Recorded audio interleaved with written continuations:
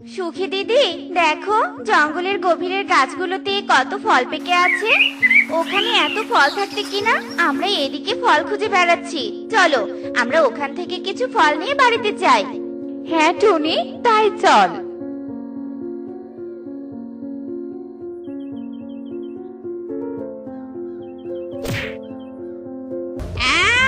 এই, কে রে? কার এত বড় সাহস আমার বাগানে এসে ফল পেড়ে আবার আমার ঘরের উপর ফেলেছে? দাঁড়া, তোদের আজ মজা দেখাবো রে। টুনি, ওই দেখ, ওই মাটির ঘর থেকে ডাইনি বেরিয়ে আমাদের দিকে আসছে। এই বাগানটা বুঝি ডাইনির বাগান। বাঁচতে চাইলে তাড়াতাড়ি এখান থেকে পালা, নয়তো যে ডাইনি আমাদের ধরে ফেলবে। হ্যাঁ সুখী দিদি, চলো চলো। এই পাখি, এই দাঁড়া বলছি, পালিয়ে যাচ্ছিস কোথায়? কেন এখন পালাচ্ছিস? এখন আমাকে দেখে ভয় করছে? ফল পাড়ার আগে কি ভয় করেনি? আজ তো পালিয়ে গেলি, কিন্তু আর কোনোদিন আসলে আর পালাতে পারবি না রে। এসব বলে ডাইনি আবারও তার ঘরে চলে যায়, আর এদিকে টুনিও সুখী হাঁপাতে হাঁপাতে তাদের বনে চলে আসে। বাঁচলাম বাবা, একটুর জন্য আমরা ডাইনির হাত থেকে বেঁচে ফিরলাম। আর একটু হলে আমরা ডাইনির হাতে ধরা পড়ে যেতাম। আমি যদি ডাইনিকে না দেখতাম তাহলে যে আজকে হতো। যাই হোক টুনি, ডাইনির ওই বাগানে আর যাওয়া যাবে না।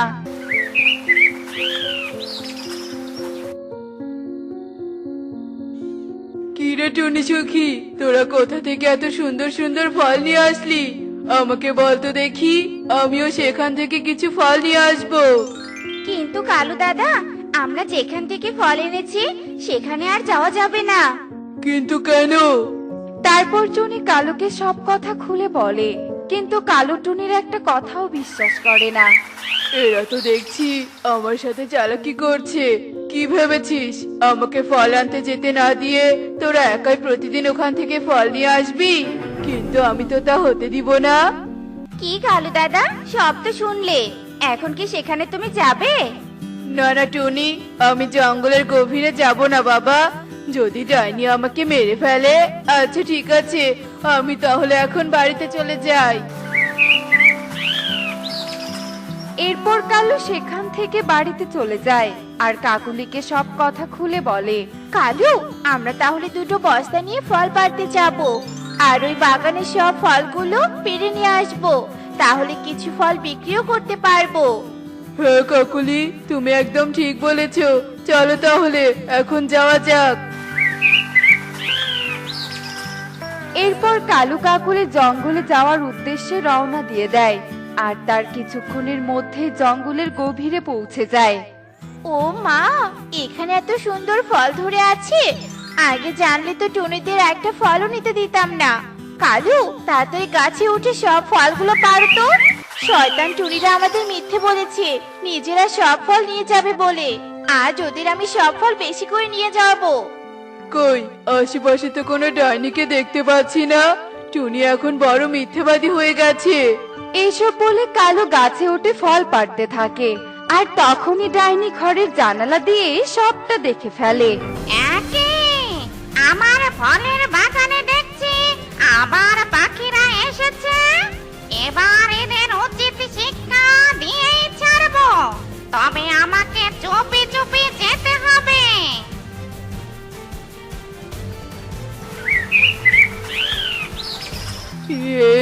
কি কাকুলি, এখানে তো সত্যি ডাইনি থাকে। টুনির কথা বিশ্বাস না করে কেন যে ডাইনির বাগানে আসলাম? ডাইনি দিদি, দয়া করে আমাদের ছেড়ে দাও। সত্যি বলছি, আমরা আর কখনো তোমার বাগানে আসবো না। সত্যি বলছি। তোদের মতো পাখিদের কোনো বিশ্বাস নেই।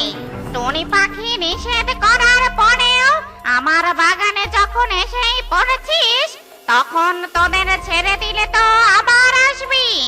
এখন তোদের ঘরের ভিতরে রেখে দেব, আর যখন ক্ষুধা লাগবে তখন তোদের চিড়ে রক্ত মাংস মজা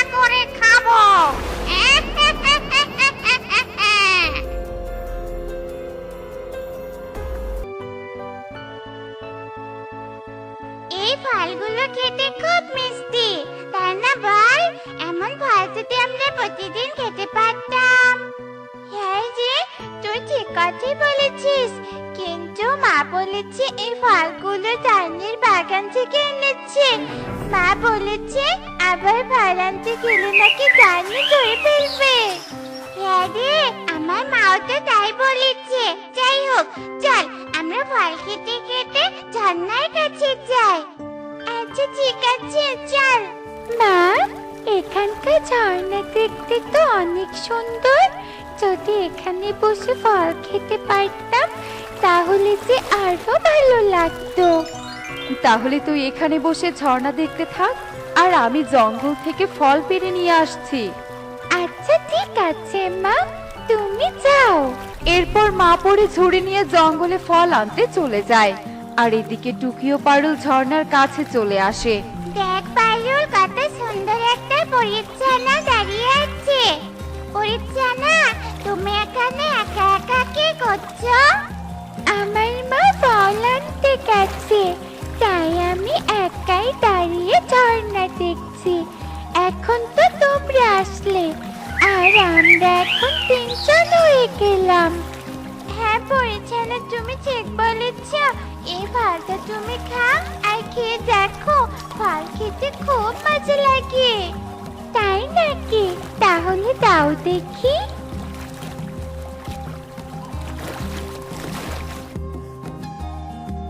সত্যি তো, এই ফলটা খেতে খুব মজার। তা এই ফলগুলো তোমরা কোথায় পেয়েছো? আমাদের মা জঙ্গলে গভীর থেকে এনেছে। মা আসলে আমিও মাকে নিয়ে জঙ্গলের গভীরে ফল আনতে যাবো। না না পরীক্ষানা, সেখানে যাওয়া যাবে না, কারণ ওই বাগানে নাকি ডাইনি থাকে, আর তোমরা সেখানে গেলে ডাইনি তোমাদেরকে ধরে ফেলবে। তাই নাকি? তাহলে এত মজার ফল আর খেতেই পারবো না। যাই হোক, চলো আমরা ঝর্ণার পানিতে নেমে খেলা করি। আমাকে ছেড়ে দাও ডাইনি দিদি, আমি কথা দিচ্ছি তোমার ফলের বাগানে কখনো আসবো না। এত সহজে তোকে ছেড়ে দেব না পরি। আমার অনেক দিনের ইচ্ছে ছিল পরীর মতো উড়ে বেড়াবো, আর পরীর সব শক্তি কেড়ে নিব। আর যখন তোকে পেয়েছি, তখন স্বপ্নগুলো পূরণ করে তারপর তোকে ছাড়বো। কিন্তু ডাইনি, তোমার তো ডানা নেই, তাহলে তুমি কি করে আমাদের মতো উড়বে? তোকে কি শুধু শুধু এখানে বেঁধে রেখেছি? তোর ডানা আমার পিঠে লাগাবো, বুঝেছিস? যাই বাবা, আমার মন্ত্রের বইটা খুঁজে নিয়ে আসি। এসব বলে ডাইনি সেখান থেকে চলে যায়, আর এদিকে বেশ কিছুক্ষণ কেটে যায়, কিন্তু মা পড়ে না ফেরায় ছানাপড়ি চিন্তায় পড়ে যায়। কি ব্যাপার, মা এখনো ফল নিয়ে ফিরছে না কেন? আমার মনে হয় তোমার মা ডাইনির বাগানে যেতে ডাইনি তোমার মাকে ধরে ফেলেছে। হতেও পারে। চলো না সবাই ডাইনির বাগানে যাই। এখন আমরা যদি সেখানে যাই, তাহলে তো ডাইনি আমাদেরও ধরে ফেলবে। তাই বলি কি, চলো আমাদের বাড়িতে গিয়ে মাকে সাথে নিয়ে সেখানে যাব। আমার মায়ের মাথায় অনেক বুদ্ধি আছে, যে কোনো বুদ্ধিতে তোমার মাকে বাঁচিয়ে নিয়ে আসবে। হ্যাঁ পাখি, তাই চলো। এরপর সবাই মিলে টুনির কাছে চলে আসে, আর টুকি টুনিকে সব কথা খুলে বলে। আগে চলো ডাইনির বাগানের পাশে গিয়ে দেখি তোমার মাকে ডাইনি ধরেছে কিনা। যদি ধরে ফেলে, তারপর একটা বুদ্ধি করব।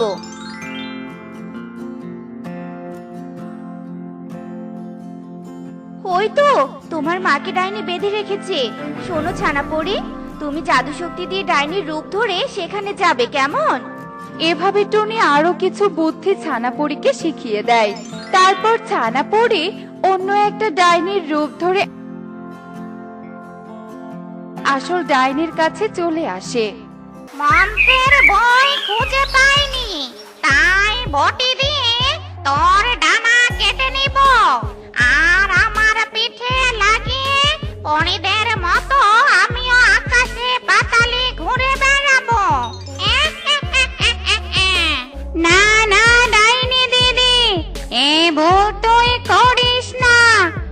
অন্যের ক্ষতি করেছে কখনোই নিজের পিঠে ডানা লাগাতে পারবি না। একই তুই তো দেখছি আমার মতোই ডাইনি, তোকে তো ঠিক চিনলাম না। আর তোর পিঠে ডানা কি করে হলো?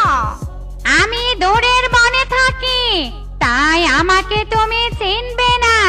তুমি চাইলে আমার মতো তোমাকেও আমি ডানা লাগিয়ে দিতে পারবো। আমি চাই ডানা লাগাতে। তাহলে তোমাকে আমার মতো ভালো ডাইনি হতে হবে, কারণ কোনো খারাপ ডাইনির শরীরে পাখা হবে না। তাই তোমাকে সবার সাথে মিলেমিশে থাকতে হবে। আচ্ছা ঠিক আছে, আমি আজ থেকে ভালো হয়ে যাব। যাদের আটকে রেখেছি তাদের সবাইকে ছেড়ে দিচ্ছি। এরপর ডাইনি পরীর বাঁধন খুলে দেয় আর কালু কাকুলিকে মুক্ত করে তার সামনে নিয়ে আসে। আজ থেকে তোরা সবাই আমার বন্ধু, আর সবাই আমার বাগানের ফল খাবি, কেমন? যা যা, সবাই গাছ থেকে ফল ছিঁড়ে নিয়ে খা। ডাইনি দিদি, এখন আমি তাহলে আসি। আর এতদিনের পাপগুলো তোমার শরীর থেকে মুছে গেলেই আমি তোমাকে নিতে আসবো। আচ্ছা ঠিক আছে। এরপর ছানাপড়ি ও মা পড়ি কিছু ফল নিয়ে সেখান থেকে টুনিদের কাছে চলে আসে আর ছানাপড়ি তার আসল রূপ ধারণ করে। মারে, তুই অনেক ভালো জাদু পারিস, তোর জন্যই আজ আমি বেঁচে গেলাম। মা, সব হয়েছে টুনি মাসির জন্য। টুনি মাসি আমাকে এসব বুদ্ধি শিখিয়ে দিয়েছে। টুনি, তোমাকে অনেক ধন্যবাদ, আমরা এখন আসি।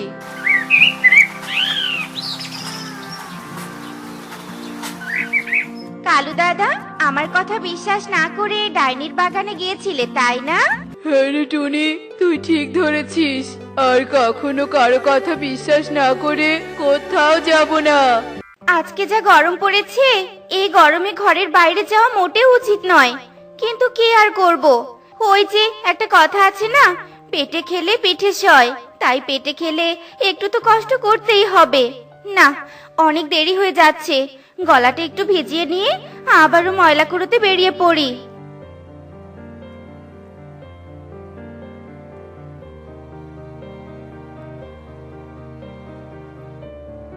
দূরে একটা কি যেন দেখা যাচ্ছে, কিন্তু কি হতে পারে, গিয়ে দেখি তো। এরপর টুনি সেই বোতলটার কাছে যায় আর পাতা দিয়ে ঢেকে যাওয়া একটা ময়লা থালা দেখতে পায়। ধুর ছাই, এটা তো একটা থালা। এই গরিব ময়লা টোকাইয়ের ভাগ্যে ময়লা থালা ছাড়া আর কি জুটবে। কি আর করার, এই থালাটা আমি বাড়িতে নিয়ে গিয়ে পরিষ্কার করব। এই কথা বলে টুনি থালাটা নিয়ে সেখান থেকে চলে যায় আর সারা দিন ঘুরে ময়লা কুড়িয়ে বাড়ি চলে আসে। আর বাড়িতে গিয়ে যেই না ময়লা থালাটা পরিষ্কার করে, তখনই থালা থেকে একটা পরিকন্যা বের হয়। তোমাকে অনেক ধন্যবাদ টুনি, তুমি এই ময়লা থালাটা পরিষ্কার করে আমাকে মুক্ত করেছো। এই পথ দিয়ে অনেকেই গেছে, কিন্তু কেউ আমাকে কুড়িয়ে নিয়ে গিয়ে পরিষ্কার করেনি। তার মানে ওটা কোনো ময়লা থালা ছিল না? তুমি ওই ময়লা থালা হয়ে বন্দি হয়েছিলে? কিন্তু কেন? কে তোমাকে বন্দি করলো বলো তো পরিকন্যা? তাহলে শোনো, বাড়িতে কেউ আছো? কে রে, কে ডাকিস?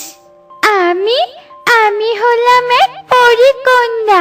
শখ করে পাখিদের বনে ঘুরতে এসেছি, কিন্তু এখানে এসে আমার খুব খিদে পেয়েছে। তুমি কি আমাকে একটু খেতে দিবে? হ্যাঁ রে মা, তুই একটু দাঁড়া, আমি এক্ষুনি তোর জন্য খাবার নিয়ে আসছি। এরপর সেই বৃদ্ধা পাখি এক ময়লা থালায় করে আমার জন্য খাবার নিয়ে আসে, আর তা দেখে আমি অনেক রেগে যাই। একই, তোমার এত বড় সাহস হয় কি করে? তুমি এক পরিকন্যার জন্য ময়লা থালায় খাবার নিয়ে এসেছো। এরপর আমি রেগে গিয়ে খাবারের থালাটা মাটিতে ছুঁড়ে ফেলে দেই আর তখনই বৃদ্ধা পাখিটা বলে ওঠে, আমি চোখে দেখতে পাই না রে মা, আর এই থালাটা আমাকে একজন দান করেছিল, আর এতে করে আমি খাবার খাই। আর তুই কিনা থালার ওপর রাগ করে এতগুলো খাবার নষ্ট করে ফেললি। তোর মনে তো অনেক অহংকার রে মা, তাই আমি তোকে অভিশাপ দিচ্ছি, তুই এই ময়লা থালা হয়ে থাকবি। আর যেদিন কেউ তোকে নিয়ে গিয়ে পরিষ্কার করবে, সেদিনই তুই মুক্তি পেয়ে যাবি। সেই বৃদ্ধা পাখিটার অভিশাপে আমি একটা ময়লা থালা হয়ে যাই, আর সে আমাকে তুলে নিয়ে ওই জঙ্গলের পাতার ভেতরে লুকিয়ে রেখে চলে যায়। শোনো পরিকন্যা, এই পৃথিবীতে সবাই একরকম করে বেঁচে থাকে না। এখানে কেউ গরিব, কেউ ধনী বাস করে। ওই বুড়িমার কাছে অন্য কোনো থালা না থাকায় সে তোমাকে ময়লা থালায় খেতে দিয়েছিল। তুমি চাইলে তার খাবারগুলো না খেয়ে ফেরত দিতে পারতে, কিন্তু তুমি তা না করে সেগুলো ফেলে দিয়েছো। আর খাবার নষ্ট করা অন্যায়। এই যে আমাকে দেখো, আমি সারা দিন ময়লা কুড়াই, তবুও কখনো কখনো খাবার জোগাতেও পারি না। আমি আমার ভুল বুঝতে পেরেছি টুনি, তাই আমি এখন গরিবকে সাহায্য করতে চাই।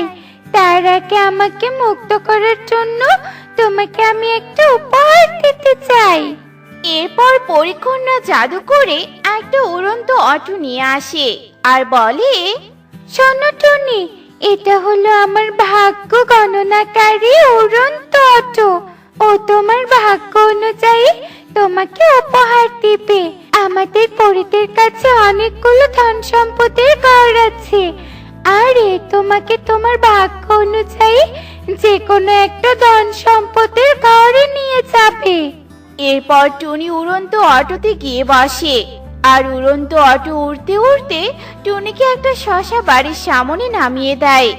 আমার ভাগ্যে কি না এই শশা বাড়িটা ছিল? কি আর করার, ভাগ্যে যা আছে তা তো মেনে নিতেই হবে। আগের বাড়ির থেকে এই বাড়িটা অনেক সুন্দর। যাই, বাড়ির ভিতরটা গিয়ে দেখি। এরপর টুনি শশা বাড়ির ভিতরে চলে যায়, আর সেখানে ঘর ভর্তি স্বর্ণমুদ্রা দেখে টুনি অবাক হয়ে যায়। এতগুলো স্বর্ণ! আমার মনে হয় আমাকে ময়লা কুড়াতে আর হবে না। এখন আমি অনেক বড় একটা দোকান দিয়ে পেটের ভাত জোগাড় করতে পারবো।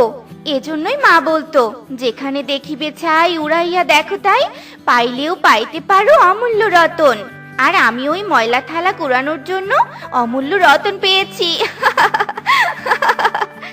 এরপর টুনি শশা ঘর থেকে বেশ কিছু স্বর্ণমুদ্রা নিয়ে বাড়িতে চলে যায়, আর সেগুলো বিক্রি করে বনের ভিতরে একটা দোকান দেয়। আর এভাবে দেখতে দেখতে বেশ কিছু দিন কেটে যায়।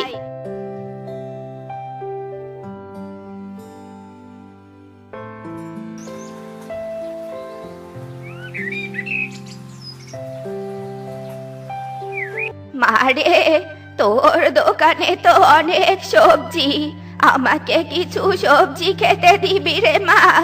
টাকার অভাবে সবজি কিনে খেতে পারি না। অন্যের কাছে ভিক্ষে চাইলে কেউ ভিক্ষেও দিতে চায় না রে মা। আহারে, হ্যাঁ বুড়িমা, আমি তোমাকে শুধু সবজি নয়, সবজির দোকানটাই দিয়ে দিলাম। এখন থেকে তুমি আর ভিক্ষে করবে না।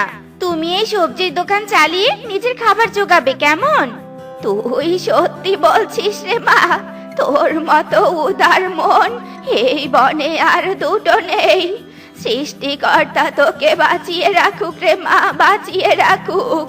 টুনি বনে বনে ঘুরে ময়লা কুড়াতো, সেই টুনি কিনা একদিনের মধ্যে কত বড় একটা বাড়ি বানিয়েছে, আবার অন্যদেরকে নিজের দোকানটাই দিয়ে দিচ্ছে। টুনি কোনো আলাদিনের প্রদীপ পায়নি তো? না না, টুনিকে এখন থেকে চোখে চোখে রাখতে হবে। এরপর টুনি সেখান থেকে চলে যায়, আর কালু ও কামিনী বৃদ্ধার থেকে সবজি কিনে নিয়ে বাড়িতে চলে যায়। আর এভাবে দেখতে দেখতে সেই দিন কেটে যায়।